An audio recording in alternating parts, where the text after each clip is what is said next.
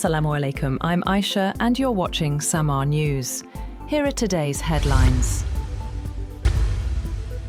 As talks continued in Switzerland, President Donald Trump warned that Iran could face renewed military action if it failed to stop what he called its proxies in Lebanon from causing unrest.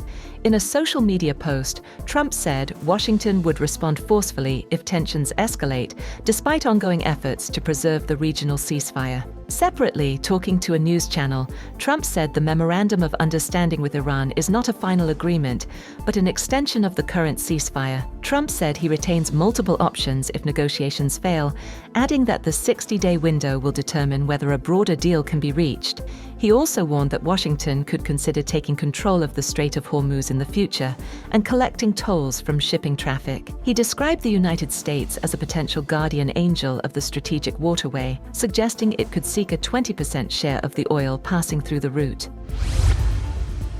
Iran has said that a lasting ceasefire in Lebanon remains the central issue in ongoing negotiations with the United States, warning that progress on other parts of the agreement depends on ending hostilities there. Member of the Economic Committee of Iran's negotiating delegation, Hossein Ghorbanzadeh, said that a draft for temporary sanctions waivers on oil exports has been completed, while discussions continue on the release of frozen Iranian assets. Meanwhile, Iran's chief negotiator, Mohammad Bagher Ghalibaf, has brushed aside U.S. threats, saying Tehran will not be pressured during ongoing talks. In a social media post, Ghalibaf warned that Iran's armed forces are prepared to respond if necessary.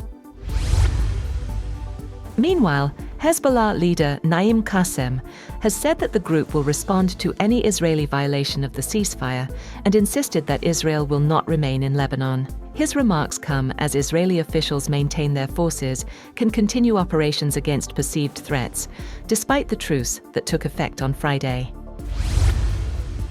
Iranian President Masoud Pezeshkian says the Memorandum of Understanding between Iran and the United States is fully aligned with Iran's interests. Speaking ahead of technical-level talks in Switzerland, Pezeshkian expressed hope that the results of the ongoing diplomatic process would soon become clear. He also reiterated that Iran does not seek to develop a nuclear weapon, describing it as a key issue in discussions with Washington.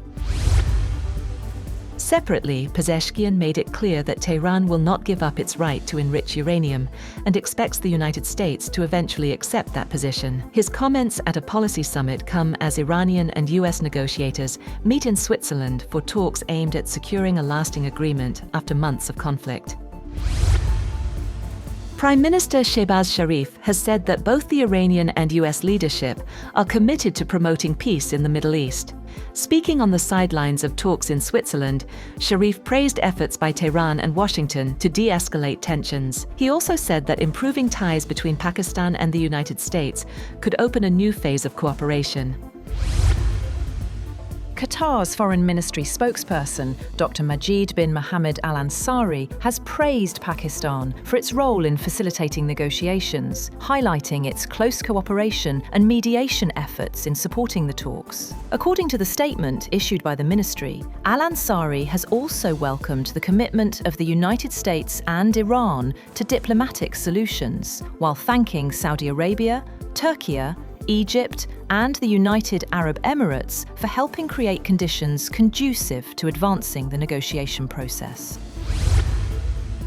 Regional powers have welcomed the US-Iran Memorandum of Understanding, with the R4 group describing it as a constructive step toward de-escalation and regional stability. Meeting in Cairo, foreign ministers from Egypt, Turkey, and Saudi Arabia also praised Pakistan's mediation efforts, saying they were instrumental in helping secure the agreement. Earlier, Deputy Prime Minister and Foreign Minister Ishaq Dar and his Egyptian counterpart Badr Abdelati exchanged views on regional and international developments. They welcomed the US-Iran peace agreement and hoped that its effective implementation would contribute to lasting peace, stability, and prosperity in the region.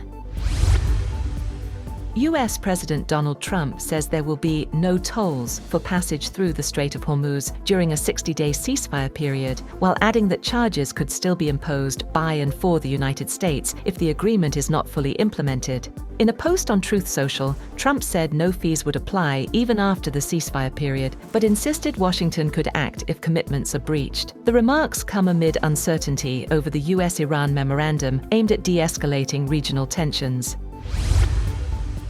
Israeli strikes in Lebanon killed at least 20 people, Lebanon's state media said, just a day after a ceasefire with Hezbollah came into effect. Israel said the attacks were in response to more than 50 projectiles fired by Hezbollah overnight, while the group accused Israel of repeated ceasefire violations and warned of retaliation. Lebanese authorities reported airstrikes across southern Lebanon and the Bekaa Valley, including a deadly hit on a residential building in Tyre district. Both sides traded blame as fighting continued, despite the truce.